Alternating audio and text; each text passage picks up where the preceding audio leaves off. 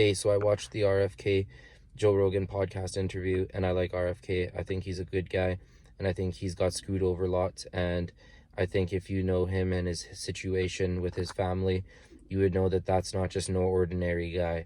But if you're like me and you peel back the layers and think that politics is a greasy game and it's all theater, then we should dissect further.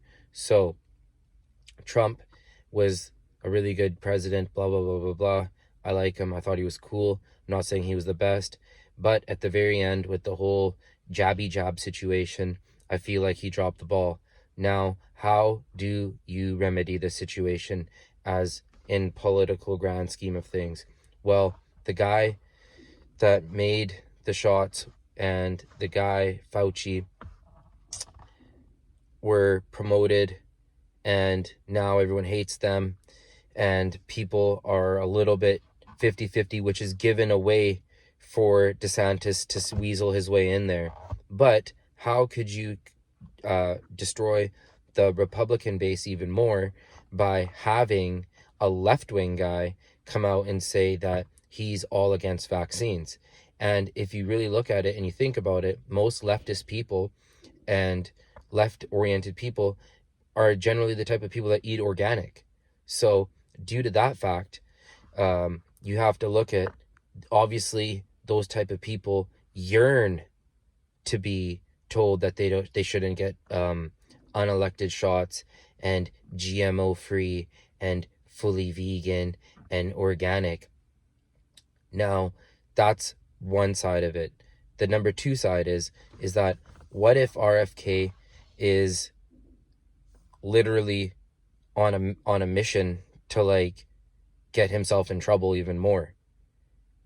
That opinion doesn't sit too well with me. I don't believe that that's what's going on, that he's just this guy who woke up one day and now he thinks he's going to run for the presidency.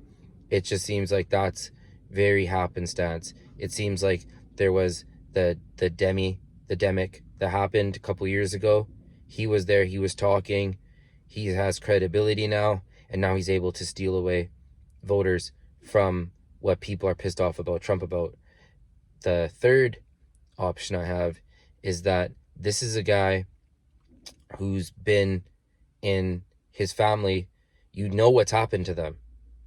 And he might be in a situation where he's asked to do this run to only screw up Donald J. Trump.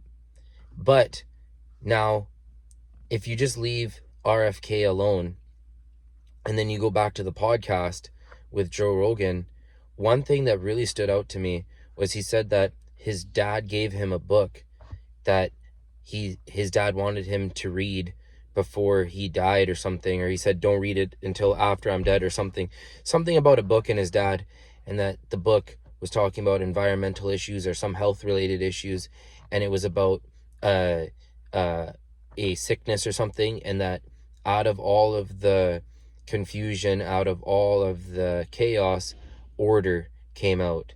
So if you're versed at all in the occult, you will know that order out of chaos is like head pillar, foundational principle of achieving goals and to have more control. So I think that RFK is a good guy. I feel like maybe his family's turned on him and stuff like that. I can't say for sure, but I do think that, I'm not saying he's an agent of the state, but I wouldn't be surprised. But at the same time, I just feel like a guy like that has to be calculated to know if he's going to win or not. Now, leave that aside. Let's just talk about the whole Trump getting indicted thing. And if Trump can get indicted, then Biden can get indicted. If Biden can get indicted and Trump can get indicted, then who's really calling the shots? And if there are people calling the shots, how long have they been calling the shots?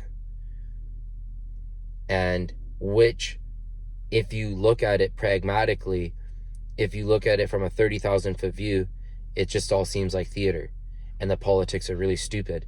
And of course, I like right-wing, left-wing debates, but it just seems like this is a game, and like Trump says, they only want to get to me to get to you. So that resonates with me. And in terms of the podcast with Joe Rogan, I thought it was good. I thought it was informative, and I felt like it's not authenticity of RFK or Joe Rogan. I felt like RFK was sincere. And if you look at the other the other radio shows he goes on, like corporate funded Breaking Point's garbage, or if he went on to the Young Turks or something like that, they would just chew him up and spit him out and just make fun of him because they're just little establishment shills. And they'll do anything to be loved and adored by the corporate overmasters. So if you feel like you understand what I'm saying, please leave a like and subscribe. Peace.